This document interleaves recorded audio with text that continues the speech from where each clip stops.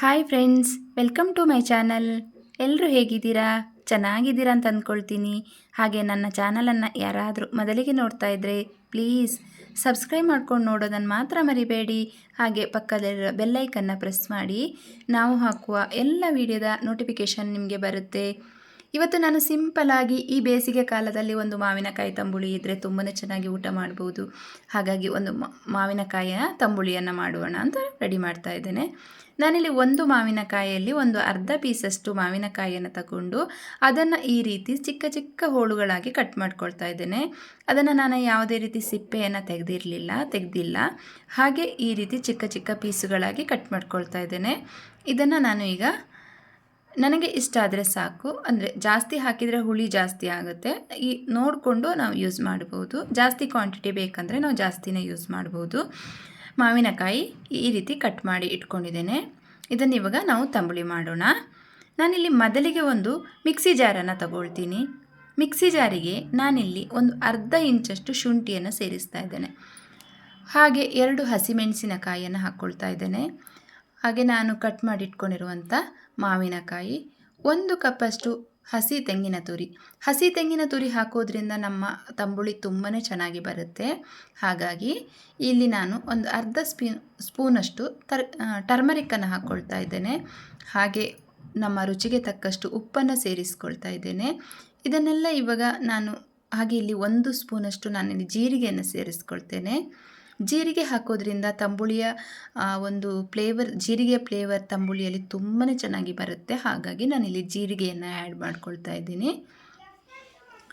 ಇವಾಗ ಇದಕ್ಕೆ ನಾನು ರುಬ್ಲಿಕ್ಕೆ ಎಷ್ಟು ನೀರು ಬೇಕೋ ಅಷ್ಟು ನೀರನ್ನು ಸೇರಿಸಿ ಇದನ್ನು ನುಣ್ಣಗೆ ರುಬ್ಕೊಂಡು ಬರಬೇಕು. ತಂಬುಳಿಗೆ ನಾವು ನುಣ್ಣಗೆ ರುಬ್ಕೊಂಡು ಬರಬೇಕು. ಯಾಕಂತಂದರೆ ಅದನ್ನು ನಾವು ಯಾವುದೇ ರೀತಿ ಕುದಿಸೋದಿಲ್ಲ. ಹಾಗೆ ಯೂಸ್ ಮಾಡೋದ್ರಿಂದ ತುಂಬಾ ನುಣ್ಣಗಾದರೆ ತಂಬುಳಿ ತುಂಬಾ ಚೆನ್ನಾಗಿರುತ್ತೆ.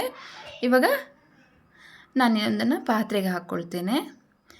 ಈಗ ಮಿಕ್ಸಿ ಜಾರನ್ನು ತೆಗೆದು ಸ್ವಲ್ಪ ನೀರನ್ನು ಸೇರಿಸ್ಕೊಳ್ತಾ ಇದ್ದೇನೆ. ನಮಗೆ ಇದು ಯಾವ ಹದದಲ್ಲಿ ಬೇಕೋ ಆ ಹದದಲ್ಲಿ ನಾವು ರೆಡಿ ಮಾಡ್ಕೊಳ್ಬೋದು. ತುಂಬ ಗಟ್ಟಿಯಾದರೂ ಚೆನ್ನಾಗಿರಲ್ಲ, ತುಂಬ ನೀರಾದರೂ ಚೆನ್ನಾಗಿರಲ್ಲ. ತಂಬುಳಿ ಅನ್ನೋದು ಒಂದು ಹದದಲ್ಲಿದ್ರೇ ತುಂಬ ಚೆನ್ನಾಗಿರುತ್ತೆ. ನಾನು ಇದಕ್ಕೆ ಈ ರೀತಿ ಇಷ್ಟೊಂದು ಮೀಡಿಯಮ್ ಹದದಲ್ಲಿ ರೆಡಿ ಮಾಡ್ಕೊಂಡಿದ್ದೀನಿ ತಂಬುಳಿಯನ್ನು. ಇವಾಗ ನಮ್ಮ ಮಾವಿನಕಾಯಿ ತಂಬುಳಿ ರೆಡಿಯಾಗಿದೆ. ಇದಕ್ಕೆ ಇನ್ನೊಂದು ಒಗ್ಗರಣೆಯನ್ನು ಸೇರಿಸಬೇಕು. ನಾವು ಒಗ್ಗರಣೆ ಹಾಕಿದರೆ ಮಾತ್ರ ತುಂಬ ಚೆನ್ನಾಗಿ ಬರುತ್ತೆ. ಇಷ್ಟ ಆದರೆ ಸಾಕು. ಈ ಮೂಮೆಂಟಲ್ಲಿ ನಿಮಗೆ ಉಪ್ಪು ಬೇಕಾದರೂ ಕೂಡ ಸೇರಿಸ್ಕೊಳ್ಬೋದು. ಈಗ ನಾನಿಲ್ಲಿ ಕೊಬ್ಬರಿ ಎಣ್ಣೆನ ಸೇರಿಸಿ ಒಂದು ಒಗ್ಗರಣೆಯನ್ನು ರೆಡಿ ಮಾಡ್ಕೊಳ್ತಾ ಇದ್ದೀನಿ. ಕೊಬ್ಬರಿ ಎಣ್ಣೆನ ಹಾಕ್ಕೊಳ್ತಾ ಇದ್ದೀನಿ. ಕೊಬ್ಬರಿ ಎಣ್ಣೆ ಬಿಸಿಯಾಗಲಿ. ಕೊಬ್ಬರಿ ಎಣ್ಣೆಯಲ್ಲಿ ಒಗ್ಗರಣೆ ಹಾಕೋದ್ರಿಂದ ತುಂಬಾ ಚೆನ್ನಾಗಿ ಒಗ್ಗರಣೆಯ ಘಮ ಅನ್ನೋದು ತಂಬುಳಿ ಅನ್ನೋದು ತುಂಬ ಟೇಸ್ಟಾಗಿ ಬರುತ್ತೆ. ಇಲ್ಲಿ ನಾನು ಸಾಸಿವೆನ ಸೇರಿಸ್ಕೊಳ್ತೇನೆ. ಸಾಸಿವೆ ಚಿಟಪಟ ಅನ್ನುವಷ್ಟರಲ್ಲಿ ಜೀರಿಗೆಯನ್ನು ಹಾಕ್ಕೊಳ್ತೇನೆ. ಜೀರಿಗೆ ಚಿಟಪಟ ಅನ್ನುವಷ್ಟರಲ್ಲಿ ನಾನಿಲ್ಲಿ ಕರಿಬೇವನ್ನು ಹಾಕ್ಕೊಳ್ತಾ ಇದ್ದೇನೆ. ಹಾಗೆ 1 ಒಣಮೆಣಸಿನಕಾಯಿನ ಕಟ್ ಮಾಡಿ ಹಾಕ್ಕೊಳ್ತಾ ಇದ್ದೇನೆ. ಹಾಗೆ 1/4 ಸ್ಪೂನಷ್ಟು ನಾನು ಇಂಗನ್ನು ಸೇರಿಸ್ತಾ ಇದ್ದೇನೆ. ಇಂಗು ಹಾಕ್ಕೊಳ್ಳೋದ್ರಿಂದ ಕೂಡ ಒಗ್ಗರಣೆ ತುಂಬಾ ಚೆನ್ನಾಗಿ ಬರುತ್ತೆ. ಇವಾಗ ಎಲ್ಲವನ್ನು ಹಾಕಿ ಈ ರೀತಿ ಮಿಕ್ಸ್ ಮಾಡ್ಕೊಳ್ಳುವ. ಈಗ ನಮ್ಮ ಒಗ್ಗರಣೆ ರೆಡಿಯಾಗಿದೆ. ನಾವು ಮಾಡಿಟ್ಕೊಂಡಿರುವಂಥ ಮಾವಿನಕಾಯಿ ತಂಬುಳಿಗೆ ಈ ಒಗ್ಗರಣೆಯನ್ನು ಸೇರಿಸುವ. ನೋಡಿ, ಸೇರಿಸಿದ್ದೇನೆ. ಇವಾಗ ತಂಬುಳಿ ರೆಡಿಯಾಗಿದೆ. ಇದನ್ನು ನಾವೀಗ ಒಂದು ತಟ್ಟೆಗೆ ಸರ್ವ್ ಮಾಡೋಣ.